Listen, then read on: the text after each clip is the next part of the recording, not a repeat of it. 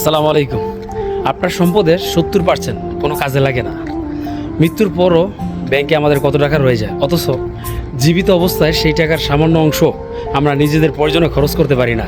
এই এক তীব্র সত্য। সেদিন একজন ধনকুব মারা গেলেন। মৃত্যুর পর তার বিধবা স্ত্রী 200 কোটি টাকার মালিক হয়ে গেলেন। কিছুদিন পরে সেই নারী তার স্বামীরই ড্রাইভারকে বিয়ে করলেন।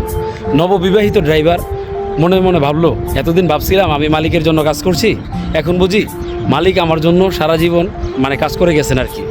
এই ঘটনাটি আমাদের একটি গভীর শিক্ষা দেয়। অধিক ধনবান হওয়ার চেয়ে সুস্থ শরীর ও সুন্দর দীর্ঘ জীবন লাভ করা অনেক বেশি গুরুত্বপূর্ণ। তাই ধন সম্পদের পিছনে অন্ধভাবে ছুটতে না গিয়ে সুস্থ ও শান্তিময় জীবনযাপন করার দিকে মনোযোগ দেওয়া উচিত।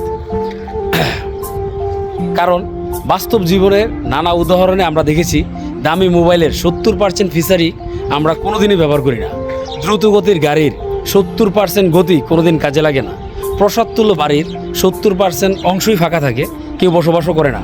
আলমারিতে থাকা পোশাকের অধিকাংশই অপ্রয়োজনীয়, একবারে অপ্রয়োজনীয় জমে থাকে আর কি, যা আমরা অনেক সময় ব্যবহার করি না। তো জীবনের সারা পরিশ্রমের জমানো অর্থের বড় অংশই থেকে যায় অন্যের জন্য, অথচ যাদের জন্য রেখে যায় তারা হয়তো বছরে একদিনও আমাদের আত্মার শান্তির জন্য দোয়াও করে না। তাহলে করণীয় কি? জীবনের জন্য কিছু সহজ, কিছু গুরুত্বপূর্ণ নিয়ম, যেমন অসুস্থ না হলেও নিয়মিত মেডিকেল চেক আপ করতে পারেন। অতিরিক্ত দুশ্চিন্তা করবেন না, জীবনের সহজ রাখুন। জীবনকে অতিরিক্ত দুশ্চিন্তাময় না করে জীবনটাকে সহজ করুন। যেমন মানুষকে ক্ষমা করুন, রাগ পুষে রাখবেন না। মনে রাখবেন, কেউ রকচটা মানুষকে ভালোবাসে না। পিপাসা না পেলেও পর্যাপ্ত পানি পান করুন। সঠিক হলেও মাঝে মাঝে ছাড় দিন, এতে মন বড় হয়। জীবনসঙ্গীর সঙ্গে সময় কাটান, তাকে ভালোবাসার অনুভূতি দিন। ক্ষমতাধর হলেও বিনয়ী হন। সুযোগ পেলেই পরিবারকে নিয়ে ভ্রমণে যান, দেশে কিংবা বিদেশে। ধনী না হলেও তৃপ্ত থাকুন, কারণ সব ধনী মানুষের শান্তিতে থাকে না। মাঝে মাঝে সূর্যোদয়, চাঁদ, সাগর আর বৃষ্টি উপভোগ করুন। বছর অন্তত একবার বৃষ্টিতে ভিজুন, দিনে একবার সূর্যের আলো গায়ে লাগান।